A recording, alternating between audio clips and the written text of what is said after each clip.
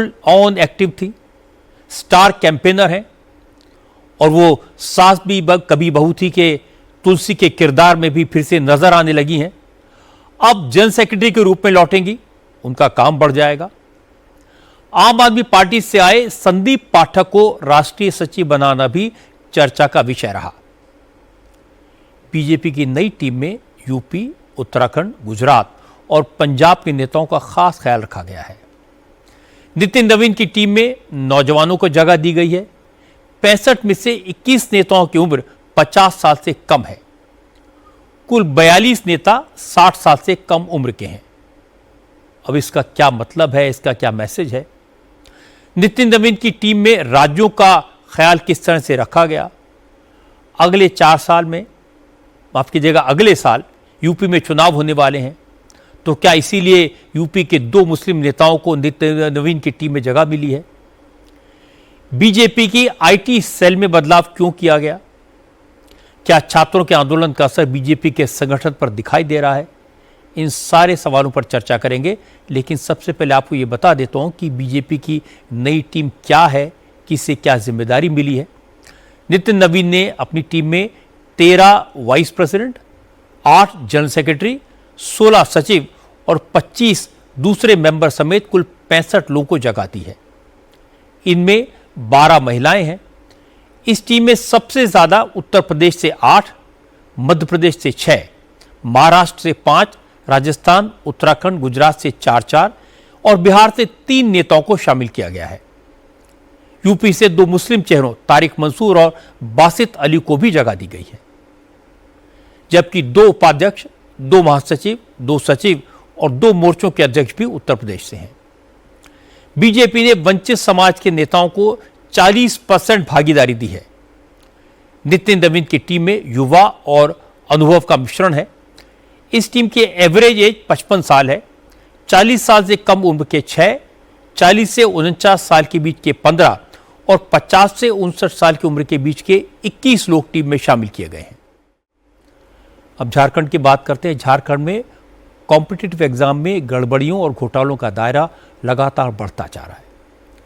लोक सेवा आयोग के बाद अब कर्मचारी चयन आयोग यानी जीएसएससी की सीजीएल परीक्षा में स्कैम को लेकर सीआईडी ने बड़ी कार्रवाई शुरू की है।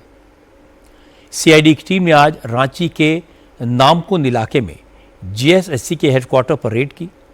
जीएसएससी के सचिव सुधीर गुप्ता से आज लंबी पूछताछ हुई। इससे पहले सीआईडी ने जेपीएससी की deputy controller of examination Shweta Gupta से भी सवाल जवाब किए हैं। दूसरी तरफ नेशनल टेस्टिंग एजेंसी एनटीए को लेकर भी हैरान करने वाली खबर आई है।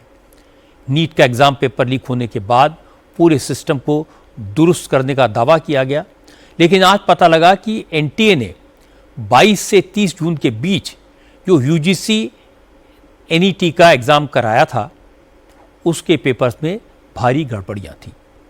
इसके कारण इंग्लिश, कॉमर्स और सोशियोलॉजी के पेपर कैंसिल करने पड़े। अब इन तीनों सब्जेक्ट्स के एग्जाम 9 और 10 सितंबर को दोबारा होंगे। आज महाराष्ट्र से भी एग्जाम में गड़बड़ी की खबर आई। महाराष्ट्र के कई जिलों में कल बॉम्बे हाई कोर्ट में क्लर्क की भर्ती के लिए टाइपिंग टेस्ट था। छत्रपति संभाजीनगर, नांदेड़, वाशिम, भंडारा और कल्याण समेत कई एग्जामिनेशन सेंटर्स में हजारों छात्र टेस्ट देने पहुंचे, लेकिन परीक्षा शुरू होते ही सिस्टम फेल हो गया। कई एग्जाम सेंटर्स पर कंप्यूटर, माउस और कीबोर्ड ने काम करना बंद कर दिया। सर्वर डाउन होने और टेक्निकल फॉल्ट की वजह से परीक्षा शुरू होने के 10 मिनट के अंदर कंप्यूटर्स डेड हो गए। कई परीक्षा केंद्रों पर उम्मीदवारों की कंप्यूटर स्क्रीन ब्लैंक हो गई, जिससे वो टाइपिंग टेस्ट पूरा नहीं कर पाए। कई एग्जाम सेंटर्स पर हंगामा हुआ। कल्याण में छात्रों ने एक जज की गाड़ी रोक दी। करीब 2 घंटे तक जज साहब छात्रों के बीच फंसे रहे। छात्रों की मांगे कि परीक्षा एक बार फिर से कराई जाए। अब बात दिमागी नक्सल्स की। Farmer home minister P Chidambaram ने आज कहा कि उन्हें दिमागी नक्सल होने पर गर्व है। महबूबा मुफ्ती और अरविंद केजरीवाल ने भी खुद को दिमागी नक्सल बताया। अब विपक्ष के तमाम नेता दिमागी नक्सल शब्द का इस्तेमाल एक मेडल की तरह कर रहे हैं। प्रधानमंत्री नरेंद्र मोदी को घेरने की कोशिश कर रहे हैं। असल में प्रधानमंत्री नरेंद्र मोदी ने स्वतंत्रता दिवस पर लाल किले की प्राचीर से दिमागी नक्सल शब्द का इस्तेमाल किया था। मोदी ने कहा था कि कुछ दिमागी नक्सल देश को अराजकता की आग में धकेलने की कोशिश कर रहे हैं, मौके की तलाश में हैं। इन दिमागी नक्सल से सावधान रहने की जरूरत है।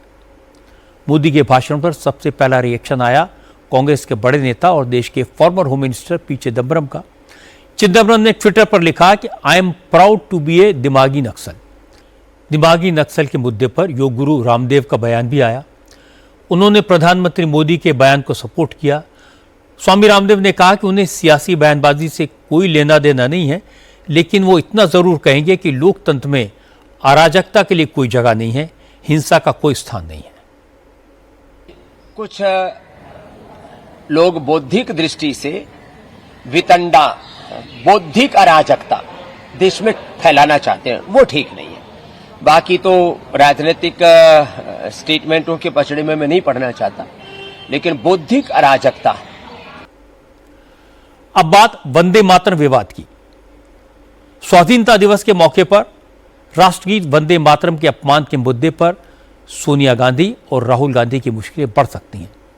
दिल्ली, भुवनेश्वर, बेंगलुरु और मुंबई में पुलिस से सोनिया गांधी और राहुल गांधी के खिलाफ शिकायत की गई है। दोनों के खिलाफ नए कानून के मुताबिक राष्ट्रगीत के अपमान का केस दर्ज करने की मांग की गई है। अब पुलिस इन शिकायतों की जांच कर रही है। असल में 15 अगस्त को कांग्रेस दफ्तर में स्वतंत्रता दिवस का कार्यक्रम था। इस समारोह में वंदे मातरम गाया जा रहा था। इसी दौरान सोनिया गांधी ने आसपास खड़े लोगों को कुछ इशारा किया और यह वीडियो पर दिखाई दे रहा है। अब बिहार की बात करते हैं। आज प्रशांत किशोर चुनाव जीतकर पहली बार विधानसभा में पहुंचे। उन्होंने विधानसभा की सदस्यता की शपथ ली और नोट करने वाली बात यह थी कि बांकीपुर के बाई इलेक्शन में कैंपेन के दौरान और चुनाव नतीजा आने के बाद प्रशांत किशोर लगातार मुख्यमंत्री सम्राट चौधरी पर हमले कर रहे थे, लेकिन आज विधायक के तौर पर शपथ लेने के बाद प्रशांत किशोर ने कोई नेगेटिव बात नहीं की, किसी की आलोचना नहीं की। उन्होंने कहा कि विधानसभा में बिहार की राजनीति और विकास से जुड़े कई महत्वपूर्ण फैसले लिए गए हैं। अभी अभी झारखंड से बड़ी खबर आई है। मुख्यमंत्री हेमंत सोरेन ने बड़ा ऐलान किया है।